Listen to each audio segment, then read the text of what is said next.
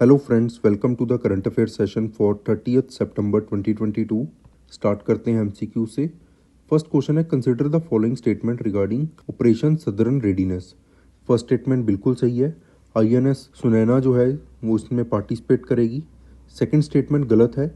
ये western Pacific ocean नहीं बल्कि इंडियन ओशियन में कंडक्ट की जाएगी। तो करेक्ट आंसर है option A, that is one only. Second है, which of the following state becomes top performing state in Ayushman excellence awards. और इसका करेक्ट आंसर है option C, that is Andhra Pradesh. Third है, अंत्योदय दिवस जो है ये ऑब्जर्व किया जाता है to mark the birth anniversary of. Correct answer is option A, that is Pandit Deendayal Upadhyaya. ये भारतीय जनसंघ के लीडर थे और आरएसएस के भी ये लीडर रहे हैं। And the fourth question is third edition of लोक मंथन प्रोग्राम। ये कहाँ पे इनॉग्रेट किया गया है? Option B, that is Guwahati. Start करते हैं आज का current affairs. Encyclopedia of tribes जो है इसको रिलीज किया है ओडिशा के चीफ मिनिस्टर नवीन पटनायक ने। और 5 वॉल्यूम्स जो है इस इंसाइक्लोपीडिया के रिलीज किए गए हैं। और ओडिशा फर्स्ट ऐसी स्टेट बनी है इंडिया की जिसने स्टार्ट किया है इंसाइक्लोपीडिया जो रिकॉर्ड करेगा ट्राइब्स के हिस्टोरिक एंड यूनिक ट्रेडिशंस को। इंसाइक्लोपीडिया को पब्लिश किया है scheduled caste and scheduled tribes research and training institute ने and in collaboration with Odisha state tribal museum. Purpose क्या है इस बुक का कि जो ट्राइबल कम्युनिटीज़ हैं उनमें उनकी जो कल्चरल आइडेंटिटी है वो चेंज होती जा रही है, रैपिड चेंजेस उसमें देखने को मिल रहे हैं। तो उनकी ये जो कल्चरल आइडेंटिटी है इसको प्रिजर्व करना, देन इसमें पब्लिश्ड एंड अनपब्लिश्ड डेटा जो है ट्राइब्स को लेकर, और एथनोग्राफी जो है, एथनोग्राफी का मतलब होता है कि डिटेल्ड रिकॉर्ड, इनको मेंटेन किया जाएगा और उनके पास्ट और प्रेजेंट दोनों चीज़ों को कवर किया जाएगा। Then scheduled caste and scheduled tribe research and training institute जो है ये ओल्डेस्ट ट्राइबल रिसर्च इंस्टीट्यूट है इंडिया का। ये इस्टेब्लिश किया गया था 1952 में। पहले इसका नाम था ट्राइबल रिसर्च ब्यूरो और इसको बाद में रीनेम कर दिया गया as scheduled caste and scheduled tribes research and training institute 1994 में। ये कंसिस्टेंटली पब्लिश कर रहा है, एक 61 ईयर ओल्ड रिसर्च जर्नल है जिसका नाम है आदिवासी। मेन पर्पस क्या है इस ऑर्गेनाइजेशन का कि इंपेरिकल रिसर्च जो है कंडक्ट करना वेरियस एस्पेक्ट्स को लेकर ट्राइब्स के, और इवेल्युएट करना वेरियस डेवलपमेंट प्रोग्राम्स को जो ट्राइबल कम्युनिटीज़ के लिए इनिशिएट किए गए हैं। देन एथनिक स्टडीज़ भी ये कंडक्ट करता है वेरियस कम्युनिटीज़ की, और गवर्नमेंट को सजेशन भी देता है कि कौन सी कम्युनिटीज़ को एसटी या एससी लिस्ट में इंक्लूड करना चाहिए। नेक्स्ट देखते हैं world green economy summit. 8th edition जो है वर्ल्ड ग्रीन इकोनॉमी समिट का ये स्टार्ट हुआ है यूएई में। और 2 डे इवेंट जो है इसको ऑर्गेनाइज कौन कर रहा है? Dubai electricity and water authority, that is देवा, then the world green economy organisation and Dubai supreme council of energy. कहाँ पे हुआ ये? दुबई वर्ल्ड ट्रेड सेंटर में। देन इसकी थीम क्या है? Climate action leadership through collaboration, the road map to net zero. Then world green economy summit जो है इस साल ये एक्सप्लोर करेगी ऐसी अपॉर्चुनिटीज़ और कोलैबोरेशन यहाँ पे की जाएगी। नॉलेज एंड एक्सपर्टीज़ जो है वो शेयर की जाएगी स्टेक होल्डर्स के साथ, इंटरनेशनल एंड रीजनल ऑर्गेनाइजेशंस के साथ, पब्लिक एंड प्राइवेट सेक्टर के साथ, ताकि जो गोल है ग्रीन एनर्जी को प्रमोट करने का और ग्रीन एनर्जी में ट्रांजिशन करने का उसको यहाँ पे प्रमोट किया जा सके। थीम जो है ये रिफ्लेक्ट करती है इंटरनेशनल कोऑपरेशन को। इंटरनेशनल कोऑपरेशन किया जाए किसको लेकर? क्लाइमेट चैलेंजेस जो हैं उनको टैकल करने के लिए। Then 8th world green economy summit जो है ये 4 पिलर्स के ऊपर फोकस करती है। फर्स्ट है energy, then finance, then food security and youth. Energy के लिए इसमें जो मेन पिलर है इसमें क्या इंक्लूड है कि सस्टेनेबल एनर्जी जो है और एनर्जी एफिशिएंसी ये मेंटेन की जाए। एनर्जी सिस्टम्स जो हैं उनको डीकार्बोनाइज किया जाए। फाइनेंस सेक्टर का फोकस किसके ऊपर है कि ग्रीन फाइनेंस जो है अट्रैक्ट किया जा सके और इनकरेज किया जा सके इन्वेस्टर्स को कि वो ग्रीन इन्वेस्टमेंट में इन्वेस्ट करे पैसा। फूड सिक्योरिटी पिलर जो है उसमें ऐसे अप्रोचेस और मेथोडोलॉजीज के ऊपर फोकस किया गया है जो एक सस्टेनेबल वैल्यू चेन सिस्टम जो है बना सकते हैं, क्योंकि फूड सिक्योरिटी में भी अलग अलग चैलेंजेस जो हैं फेस करने पड़ रहे हैं आज के टाइम पे।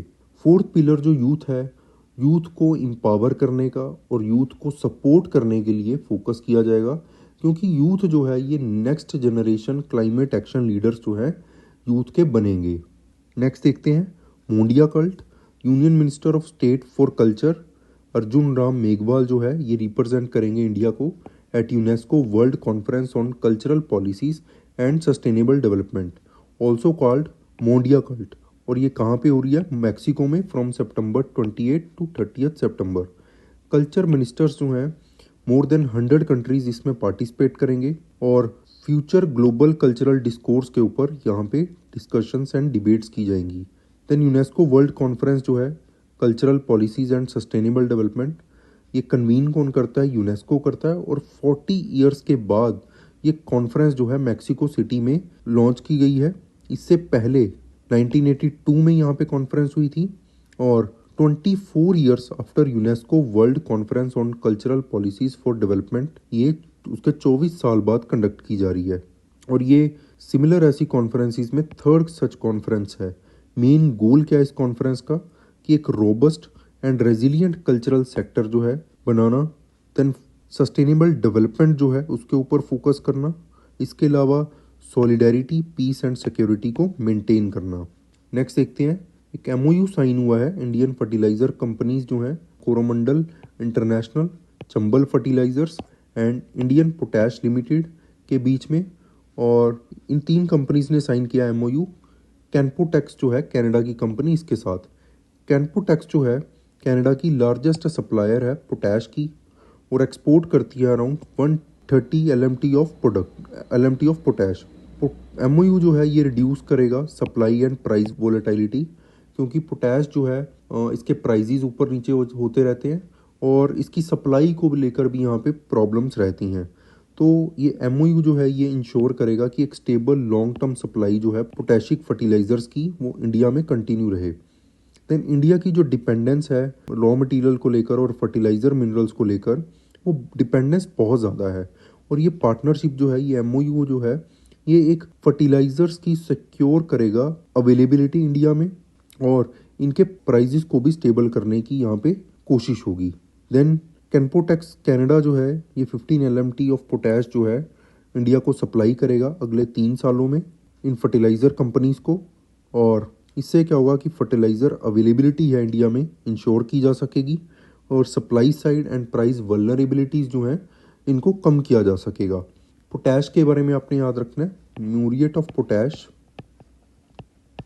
जो यूज होता है as a fertilizer in India,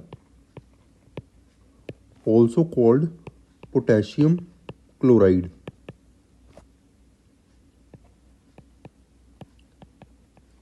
ये 60% इसमें पोटैश होता है और पोटैश जो है एक एसेंशियल एलिमेंट है प्लांट की ग्रोथ एंड क्वालिटी के लिए। प्लांट को प्रोटीन्स एंड शुगर्स जो है ये प्रोवाइड करता है।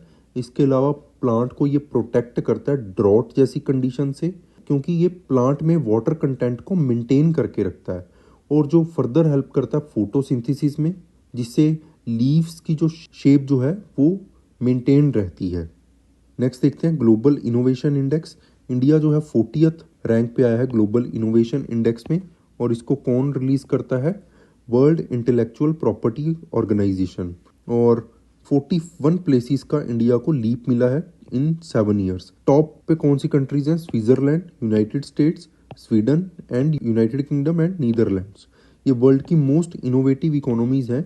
इसके अलावा चाइना जो है ये टॉप 10 में चाइना का भी नाम आया है। और जो इमर्जिंग इकोनॉमीज हैं जैसे कि टर्की है, टर्की का न्यू नेम है टर्की, ये भी टॉप 40 में आया for the very first time. India तो आया ही है पहली बार।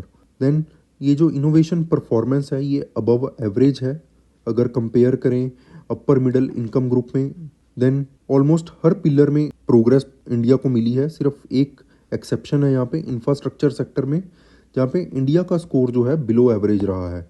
इंडिया की पोजीशन 2021 में 46th थी और 2015 में 81st रैंक था इंडिया का। Then world intellectual property organization जो है ये ग्लोबल फोरम है इंटेलेक्चुअल प्रॉपर्टी को लेकर। इंटेलेक्चुअल प्रॉपर्टी बेसिकली होता क्या? कोई डिज़ाइन हो सकता है, कोई क्रिएटिव आर्ट हो सकती है, कोई गुड हो सकता है, जिसके लिए आप एक पर्सन क्या करता है कि पेटेंट करवा लेता है। पेटेंट कैसे होगा? गवर्नमेंट लॉ के अंडर उस प्रोडक्ट को एक इंटेलेक्चुअल प्रॉपर्टी का राइट दे दिया जाता है। फिर उस प्रोडक्ट को या उस आर्ट या कोई भी ऐसी चीज़ है उसको कोई और पर्सन कॉपी नहीं कर सकता बिना ओरिजिनल प्रोड्यूसर की परमिशन के। देन ये ग्लोबल फोरम है इंटेलेक्चुअल प्रॉपर्टी सर्विसेज के लिए, पॉलिसी, इंफॉर्मेशन एंड कॉपरेशन के लिए। सेल्फ फंडिंग एजेंसी है ये यूनाइटेड नेशन की। 193 मेंबर स्टेट्स हैं। मिशन क्या है कि डेवलपमेंट करना एक balanced and effective international intellectual property system की, जो क्या इनेबल करेगा? इनोवेशन एंड क्रिएटिविटी, जिससे सबको बेनिफिट मिलेगा। इसका जो मैंडेट है और गवर्निंग बॉडीज और प्रोसीजर्स जो हैं ये सेट किए गए थे वीपो कन्वेंशन में, जो इस्टेब्लिश की गई थी 1967 में। और इसके पैरामीटर्स क्या हैं इस इंडेक्स को कंप्यूट करने के लिए, कैलकुलेट करने के लिए? It includes institutions, human capital and research, infrastructure, market sophistication, business sophistication, knowledge and technology, outputs and create outputs. Next देखते हैं 36 नेशनल गेम्स जो हैं ये डिक्लेयर की हैं प्राइम मिनिस्टर श्री नरेंद्र मोदी ने। कहाँ पे? नरेंद्र मोदी स्टेडियम इन अहमदाबाद। इस इवेंट के दौरान प्राइम मिनिस्टर ने इनॉग्रेट किया है वर्ल्ड क्लास स्वर्णिम गुजरात स्पोर्ट्स यूनिवर्सिटी। कहाँ पे? देसार रीजन ऑफ गुजरात में। ऑफिशियल मैस्केट जो है नेशनल गेम्स 2022 का वो है सवज, जो क्या है बेसिकली एक एशियाटिक लायन।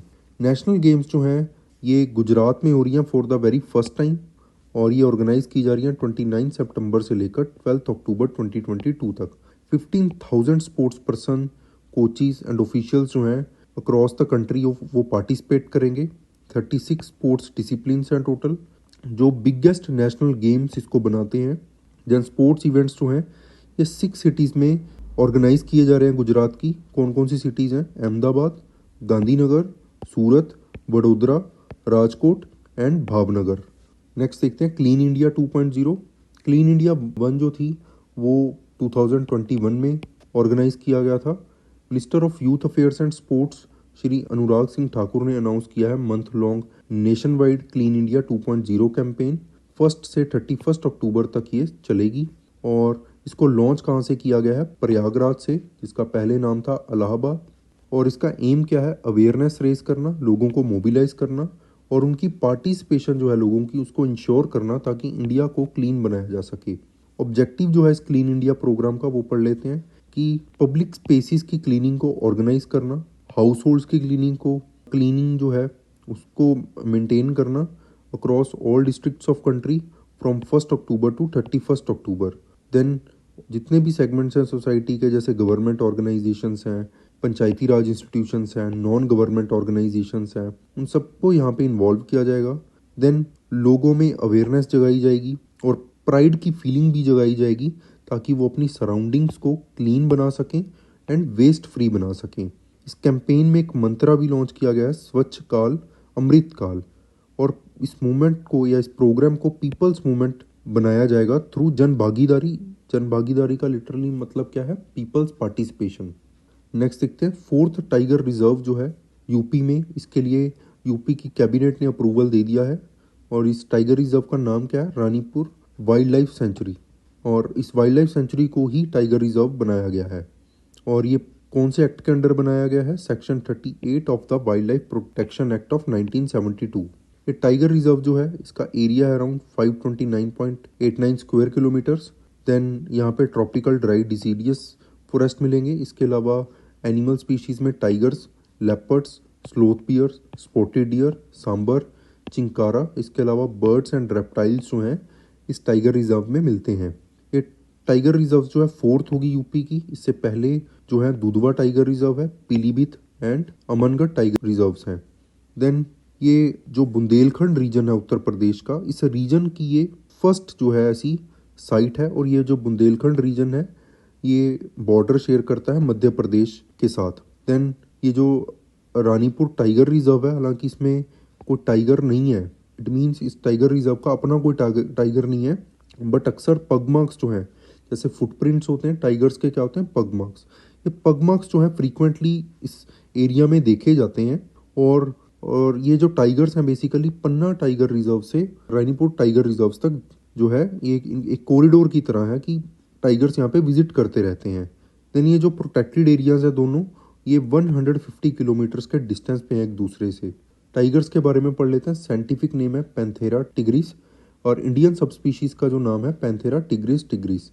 इंडिया जो है यहाँ पे 70% of global tiger population India में मिलेगी। थ्रेट्स क्या है इंडिया में टाइगर्स को? बेसिकली हैबिटेट उनकी डिस्ट्रॉय कर दी जाती है, हैबिटेट फ्रेगमेंटेशन है काफ़ी, पोचिंग जो है शिकार इनका किया जाता है, ये बड़ा खतरा है। प्रोटेक्शन स्टेटस देख लेते हैं। Indian wild life protection act 1972 में शेड्यूल 1 में है।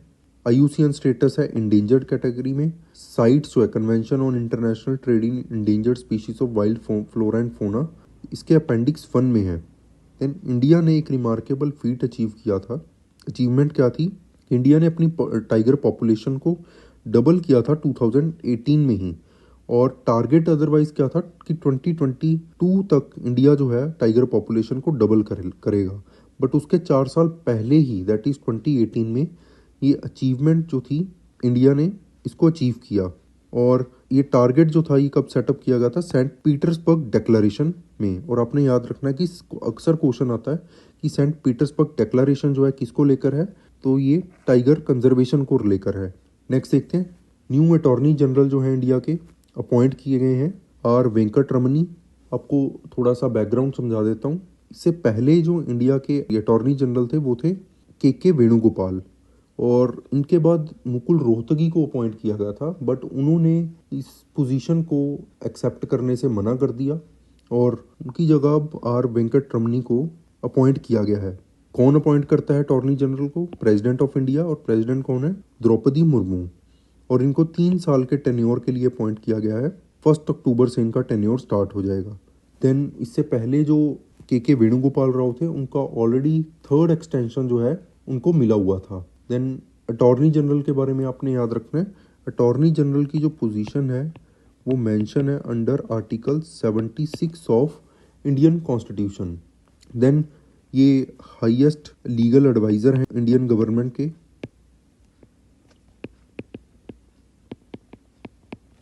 ये आपने याद रखना है। और अटॉर्नी जनरल की जो सिमिलर पोजीशन स्टेट में है वो कौन सी होती है? Advocate general. सेंटर में अटॉर्नी जनरल है, स्टेट में एडवोकेट जनरल होगा। इसके अलावा जो इम्पोर्टेंट आपने याद रखना है कि इनकी जो क्वालिफिकेशन होती है अटॉर्नी जनरल की, वो सुप्रीम कोर्ट के जज के इक्विवेलेंट है। सुप्रीम कोर्ट के जज की क्या रिक्वायरमेंट होती है कि वो एक सिटीजन होना चाहिए इंडिया का। देन वो किसी हाई कोर्ट में एटलीस्ट 5 ईयर्स के लिए उसको वो सर्व करना चाहिए वहाँ पे, कि उस पर्सन ने हाई कोर्ट में 5 ईयर्स सर्व किया हो, या फिर किसी हाई कोर्ट का वो 10 ईयर्स तक एज एन एडवोकेट उसने प्रैक्टिस की हो। इसके अलावा एक इम्पॉर्टेंट प्रोविजन क्या है कि एक एमिनेंट जूरिस्ट होना चाहिए वो in the opinion of president. Tenure जो है या टर्म जो है इनका कोई फिक्स नहीं है कॉन्स्टिट्यूशन में, इस टेन्योर को बढ़ाया जा सकता है।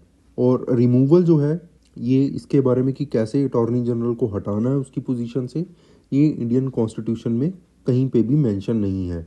और ये अपना ऑफिस जो है ये होल्ड करते हैं during the pleasure of president, और प्रेसिडेंट ऑफ इंडिया इनको कभी भी रिमूव कर सकते हैं। तो ये इंपॉर्टेंट पॉइंट्स हैं अटॉर्नी जनरल को लेकर जो आपने याद रखने हैं। और इनको एक और भी कहा जाता है हाईएस्ट, ये क्वेश्चन अक्सर एग्जाम में आता है, highest law officer in the country. So ये कुछ MCQs हैं लास्ट सेशन के, इनको आप अटेम्प्ट कर सकते हो। इनके आंसर्स आप हमें कमेंट सेक्शन में कमेंट करके बता सकते हो। So that's it for today, thank you so much.